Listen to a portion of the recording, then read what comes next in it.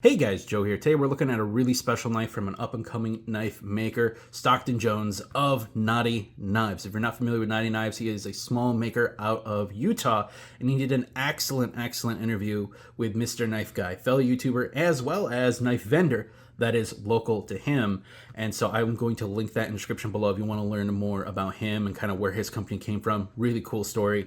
But basically, last year we noticed each other. I can't remember who reached out first, and then I was like, you make some pretty cool knives. And he's like, you make some pretty cool content. And so I said I was going to commit to testing and reviewing one of his knives this year, 2025. And eventually that kind of just evolved into him going, hey, I'm looking to make more of an EDC focused knife instead of my typical outdoorsy knives. You want to help? And I said, abso-freaking-lutely, that's awesome. So we worked with each other. I gave him the roughest of rough concepts. I've not used CAD in over a decade, so I did more of like a silhouette and gave him the metrics and kind of what I was expecting it to kind of come out with in terms of the features I liked. And this is what we ended up coming out with for the prototype. The Knotty Knives Gallows. This thing is really awesome. It's not going to, push any boundaries, but I don't think a knife needs to. I think too many people these days are trying to do something crazy and unique. If you just take some really great classical elements and combine them together on the same knife, you get a really kick-ass knife. And I think that's really what we've done here with the Gallows. Now, Knotty Knives, as the name would imply, his knives are named after various knots. It's a really cool conversation that he had with his father. I think it's a really cool idea. You can make so many different knives around knot themes, like nautical knots leading to sailors' knives, boatman knives, fisherman knives. And in this case, because we're doing an EDC knife and I'm an edgelord and I really wanted a coffin bottom, I decided to propose we go with the Hangmans Knot or noose knot. However, given today's socio-political climate, that's a little bit controversial. So we decided to go with a more edgelordy name, the Gallows. And to go along with that ooky spooky theme and the coffee bottom, he did a really awesome job with these Halloween themed scales of black and orange. And so this is something that's really cool. I think this is a absolute home run for an EDC fixed blade. The whole point of an EDC fixed blade is it's something that is not going to be an inconvenience that you're going to have on full display, huge clunky thing. It's just meant to get through your daily life where a folder might not have the durability or safety that you want for whatever you're doing. Maybe you're an EDC going into a trades for a job, coming home and doing work, or you're in the outdoors doing certain things. This can kind of do a little bit of everything. It's EDC, but it can do culinary. It can do a little bit of outdoorsmanship. It can do a little bit of self-defense. And I think it's just a really awesome well-rounder, as all EDC fixed blades should be. Now, getting into price, that has not been set yet. I asked him if he had a better idea yet, since he's going to be coming home soon and upgrading the shop. He says he hasn't really quite thought about it yet, but if I had to guess, given that he's a small American maker doing a really great job here, if he were to price his stuff in line with the rest of the market, these are probably going to start high 200s, low 300s. It's going to probably depend on the steel, the scale materials, things like that. That's kind of one of the cool things when you go out and support a new maker. They have the freedom and time to be able to give you kind of really what you want, where some of the more famous makers, ones that have already gotten kind of that far point in their career with tens of thousands of people up in their messages, they don't have the time to really kind of personalize a knife. So this is something where he probably will be able to work with you a little bit and give you exactly what you want, or at least really close to it for a fair price.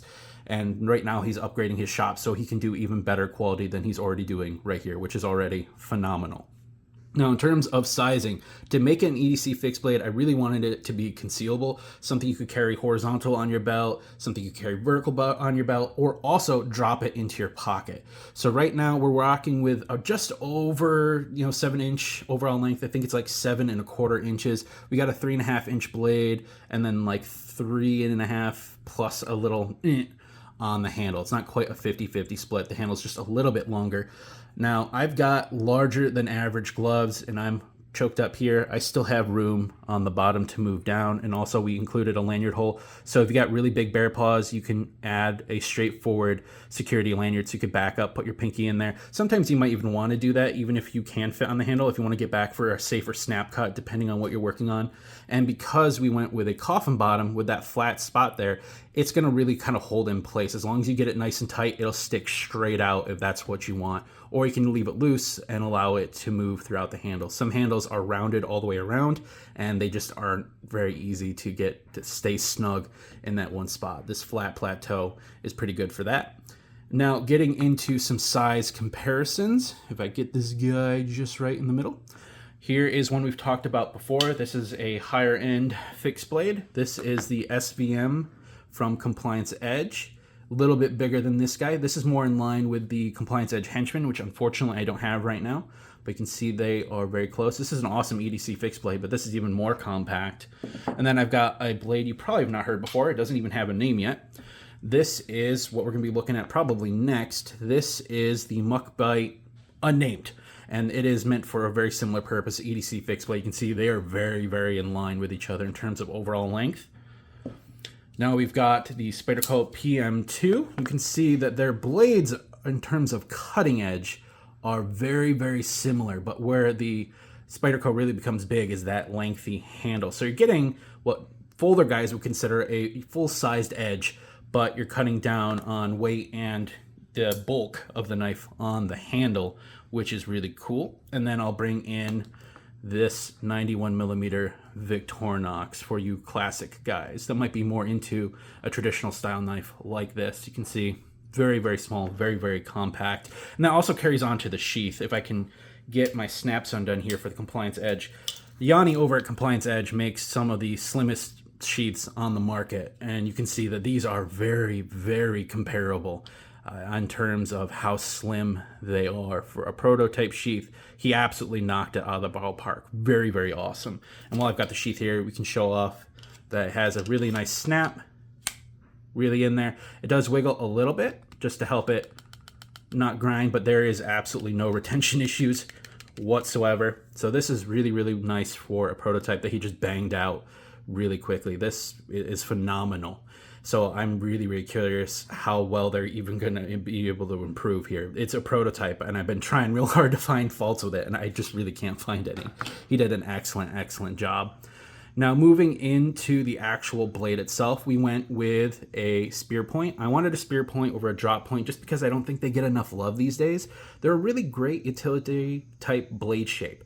It allows you to have a little bit of belly for, say, food processing or slicing tasks like a drop point, but with that needle tip, it allows you to pierce much better. You know, say you're getting into feed bags, concrete bags, or if you need to unzip a person, so to speak, you can do that a little bit easier with a Spearpoint. Now, obviously, that introduces a little bit of fragility at the tip, and that's where Steel Choice comes in. He works with like ADCRV2, AEBL.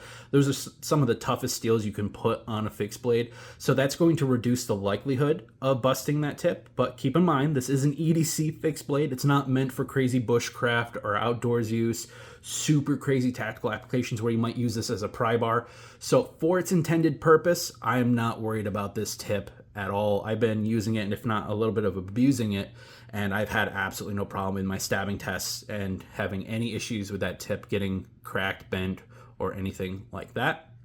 In terms of it being flat ground, this allows it to be nice and slicey, and this is decent enough stock here to where you're never going to have to worry about it. It allows it to be beefy, but not too beefy. Coming down, we do not have a sharpening choil. That's maybe one thing he could include if the customer wants it. Some people love them, some people hate them. So I think it, being a small maker, he can easily add one if that's something you're interested in.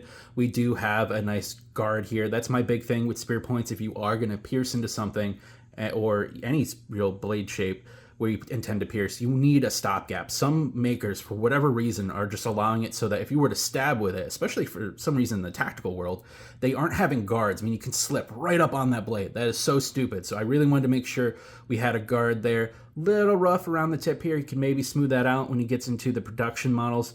But those are really the only two faults I can possibly find with this is, you know, maybe some people want a sharpening choil and maybe this could be buffed out a little bit more. That's it.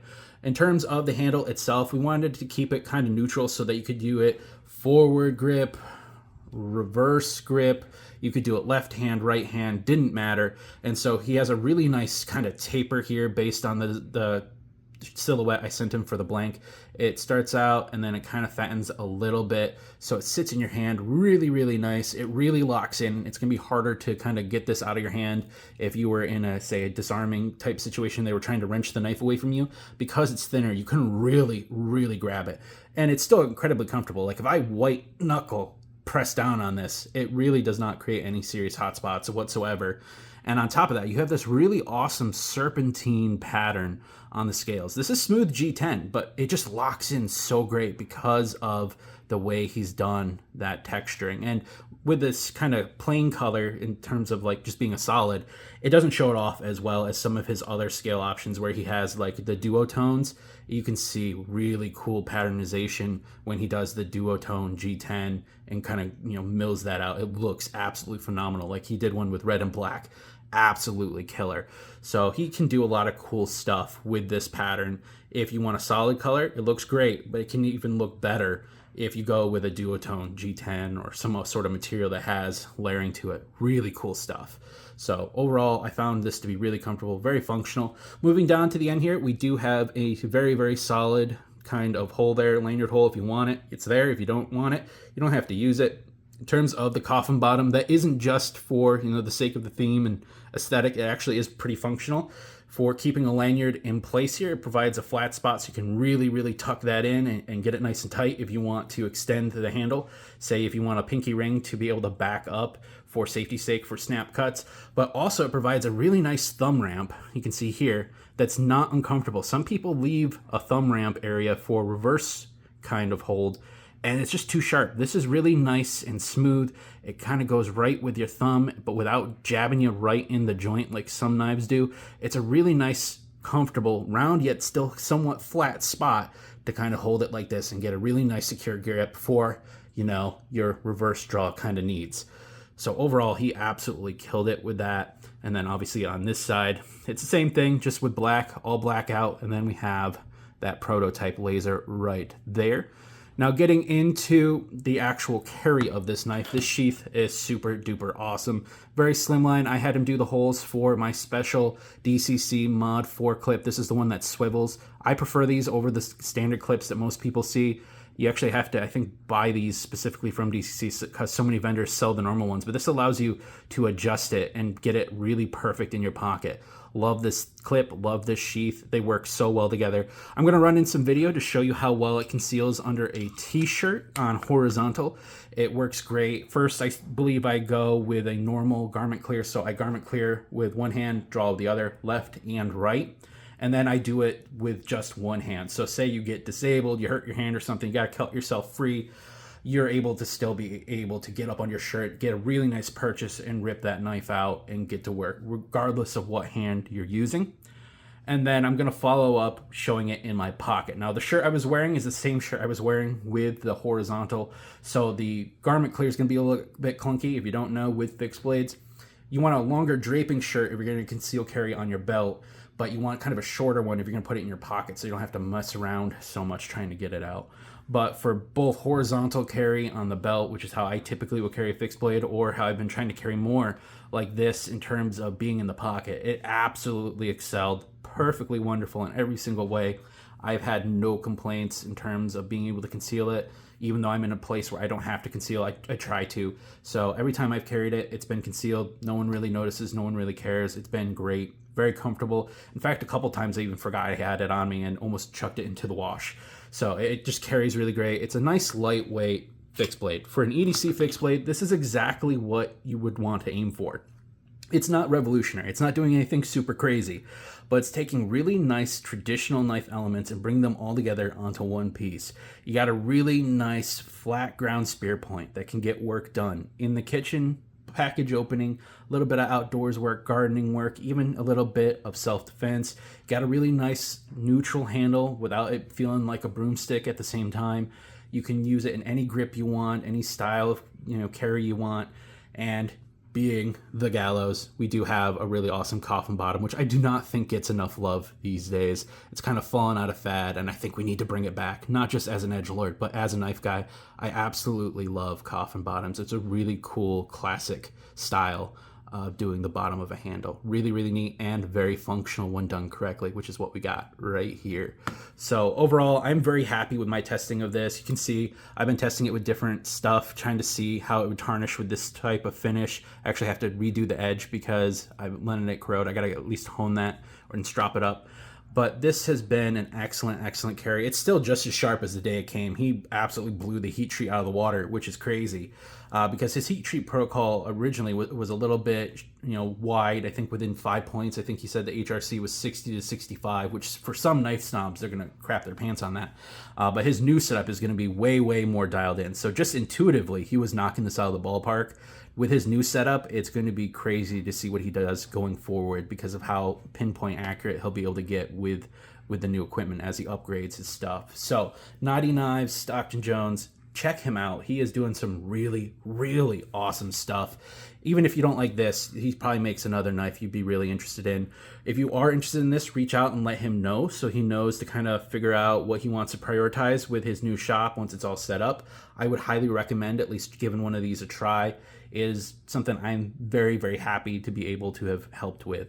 It is not my knife. I just helped do the initial design work. He took my rough notes and absolutely killed it. So this was really cool to be able to participate in.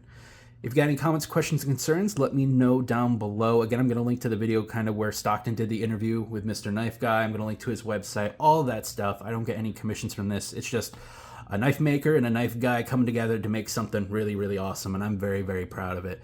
Absolutely love this thing. In fact, once he gets his new shop set up, I might even buy a second one in a different colorway just because it's really cool. So stay safe, stay informed. I'll see you guys in the next one.